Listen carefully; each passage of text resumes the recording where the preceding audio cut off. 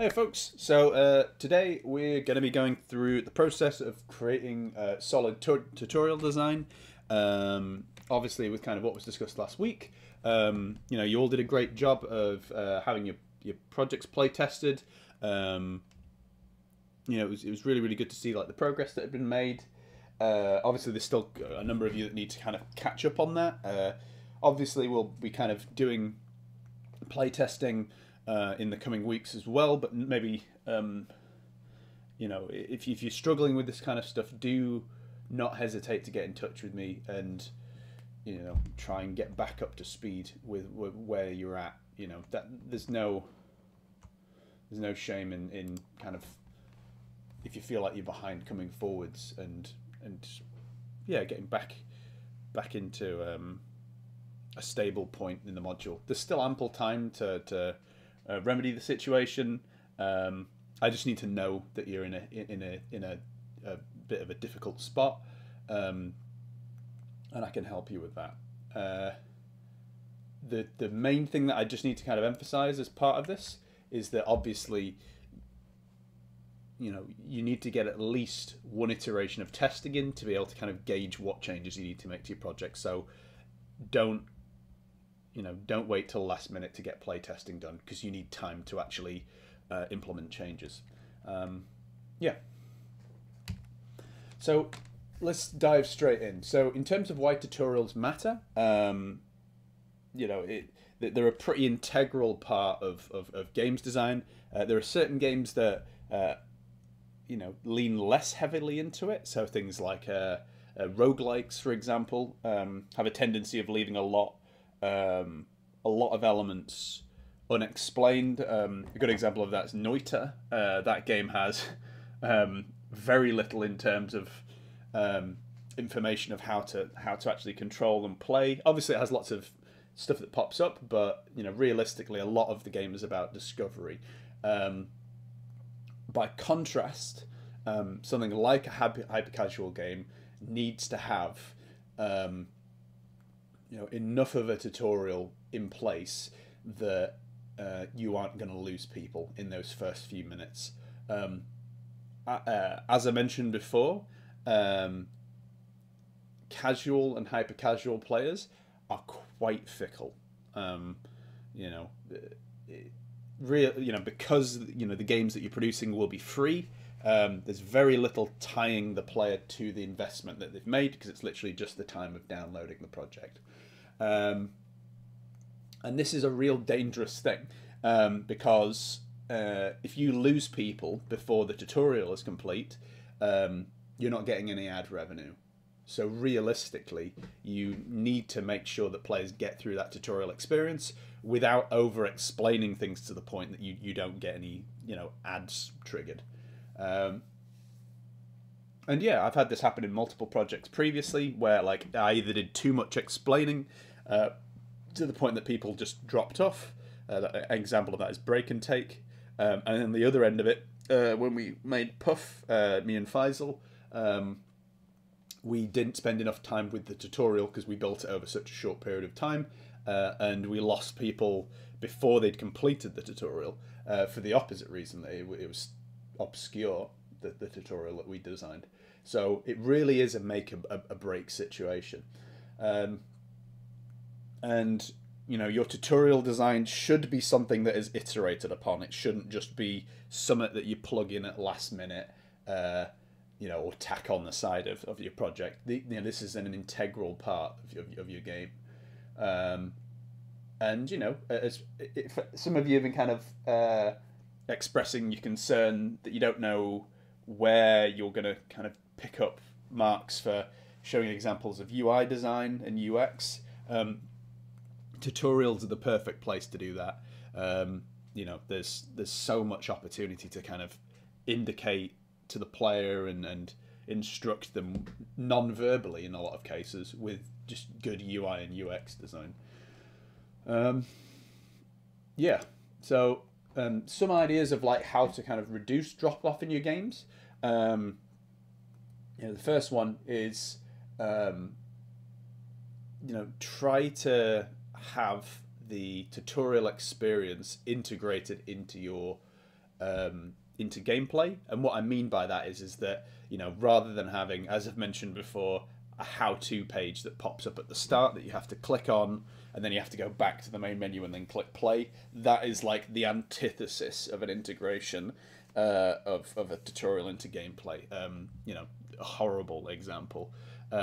Realistically, you want to have your gameplay, your tutorial, preferably, you know, connect seamlessly into the gameplay. And, you know, in some cases, like Crossy Road, you know, there's no separation of the start menu into the gameplay. It literally, the tutorial flows from the first screen that you see, which is actually very good in terms of that kind of connection. You know, as I just mentioned, you know, that is something that you maybe want to consider as part of your projects, is whether you want to bother with a kind of conventional start screen, or whether it would be more effective to just get to the gameplay quicker. Remember that every, you know, obviously it's not in a case of absolutes, but kind of the rule of, you know, the internet clicks is every click that someone has to do to get to, you know, the interaction or what they want to, you'll lose like a portion of people.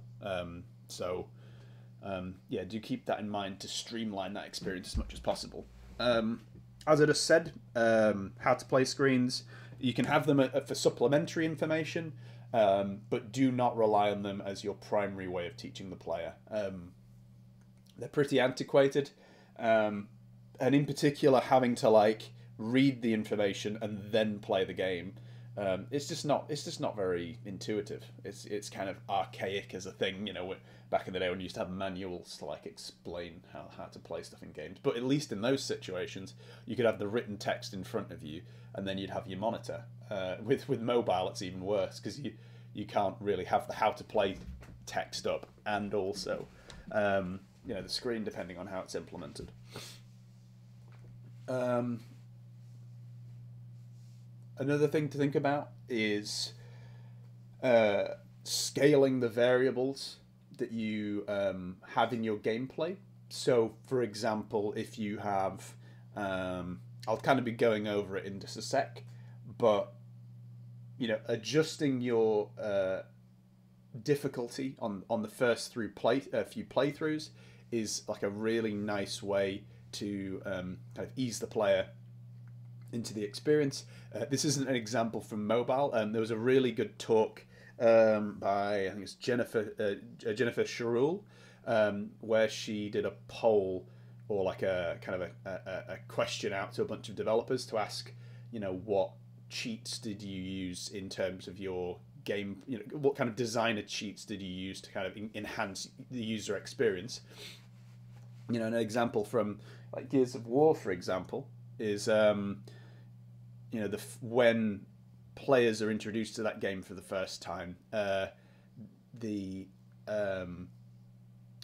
bullets, you know, are much more effective at killing players in multiplayer. They have the equivalent of the active reload effect, which is like their power up applied to their weapons by default as new players in multiplayer, which kind of gave them a bit of an edge. So you might want to think about this. You know, obviously that's kind of like a pretty extreme comparison to hyper casual, but you might want to, for your first 2 or 3 goes, make your game a little bit easier for players. You know, kind of dialing down the difficulty variables of enemies, just to give them a bit of leeway until, you know, either a certain number of playthroughs have been achieved, or you know, that they've hit a certain threshold in gameplay that you can kind of start ramping that stuff up. Yeah, and then another thing to think about in terms of controls is having like instructions of how to use them in a really clear way. You know, a lot of developers are kind of not big fans of like on-screen buttons and stuff like that. I'm kind of indifferent to them. I've used them for my projects before. I'm fine with them. Yeah, but the only thing you want to think about is like whether this example for you know, one of the games I worked on, Shot Dogs. You know, you had this little pop-up at the start, and this would trigger every single time you played. And like, there's a question that you need to ask that after a certain point, do you need that information to still be displayed after like the 200th playthrough, or once you've reached like level 10, like does it realistically still need to be on the screen?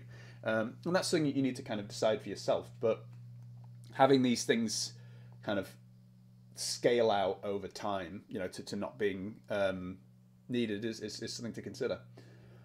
Um, yeah. I'll go over staggering gameplay in just a sec, so don't worry about that. The only other thing I want to mention in this section is what's known as I fondly call the dad test, which is that this is you're building stuff for the hyper casual market, and as I mentioned in the playtesting tutorial, you want to be playtesting with people that aren't necessarily gamers. So you want to kind of test your game with people that either have little or no knowledge of conventional games. And my dad, he has he likes Mario Kart, he likes FIFA and all this stuff, but he doesn't like joypads, for example. Like the kind of standard controls, never like first person shooters. He's got some knowledge of games, but he's still kind of a fresh enough player to not know some of the conventions, and like he's like quite a good litmus test for how accessible a game is. And usually what I'll do is when I've got a new game, I'll give that to him. I'll see how he interacts with the controls. I'll kind of gauge his, how he behaves, and then, based on that, I can figure out if a game is feasible to, like, a good example is Shock Dogs. When he played Shock Dogs, he couldn't figure out how to make get past even the first section of the tutorial. So I knew that there was a problem and something that needed to be addressed. So yeah, like having someone, or several, preferably, people that you can approach and test your tutorial with is really important. Testing with people that aren't familiar with games is so important, primarily because it may be the case that you are biased towards systems that that the wider market does not. So again, like the kind of traditional gamer market isn't as prominent as it used to be. What I mean by that is, like, as a proportion, like hyper casual players make up a significant portion of the market, and if you're just catering your UI and your UX to those individuals, you're going to run into problems. So for example, when I designed Break and Take, I had a situation where there were people that were playing it who didn't know what Breakout was. So Breakout is, for anyone that doesn't know, is like a kind of old arcade experience where you've got a paddle and you're breaking bricks and you have the ball kind of bouncing back and forth between those two entities. And the problem is that the way that the game was presented, a lot of players who didn't know what Breakout was thought that the ball was a projectile that was harmful.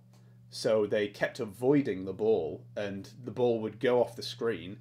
They wouldn't understand why the ball going off the screen, was a dangerous or bad thing. So they'd just repeatedly lose to the point where they just quit. So without going to people that don't know these games, I wouldn't have got that insight. So that is a really important one. I'd say the most important kind of advice to take away is to test with other people, test your tutorial with other people that aren't traditional gamers.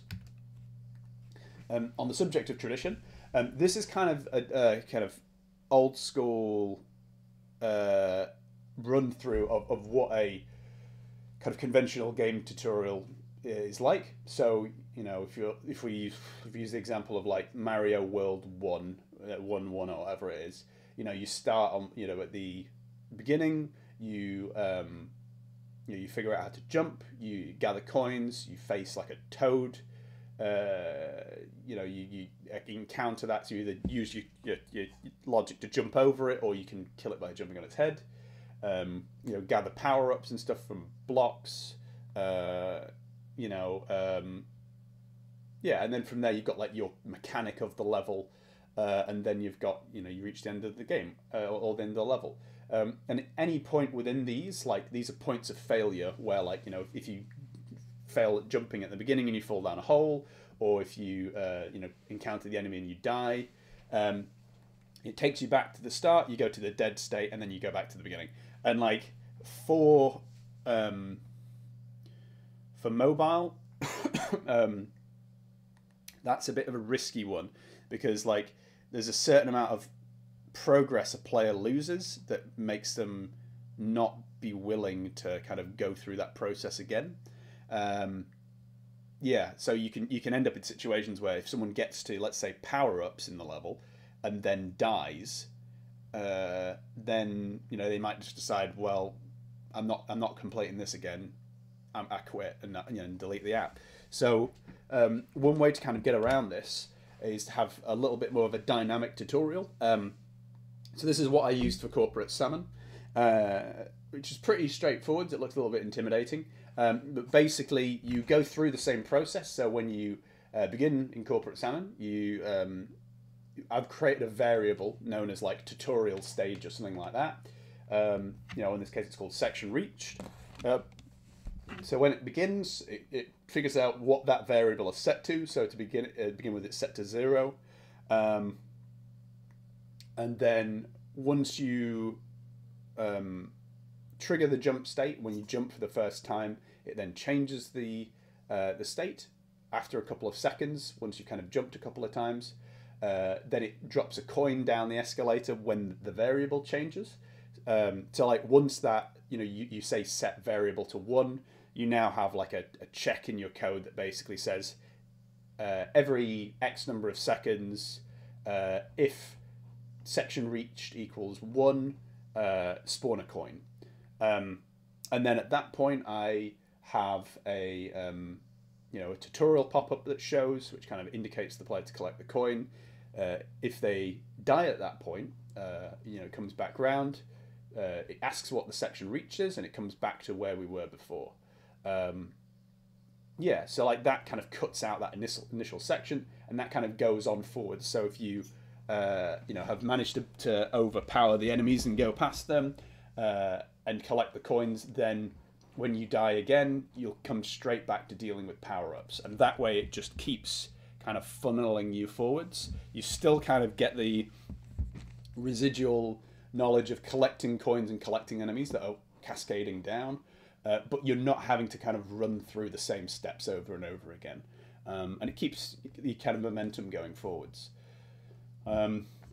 Personally, I find this a much better system, and what's nice with it as well is that you can tie visual events and indicators into these variables changing. So a perfectly simple example is if you had like a quick check, for your text box, like if you were going like a super basic, you could have a text box check, which basically that says if section reached equals 1, display message on screen saying collect coins,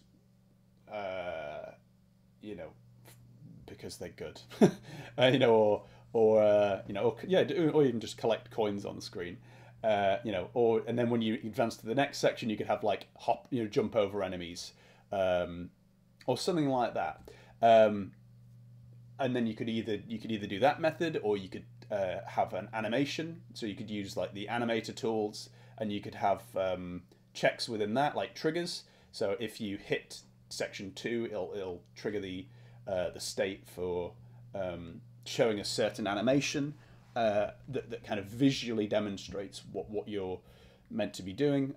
There's loads of different options with this system for kind of implementing like a well-executed tutorial. And what's nice with this is this isn't something that's exclusive to Hypercasual. For Morse, the game I've been developing more recently, I used this same method for the tutorial exercises, although in the tutorial for that you can't die, so that whole loop is excluded, but this section of kind of having your variables counting up and altering UI is applicable.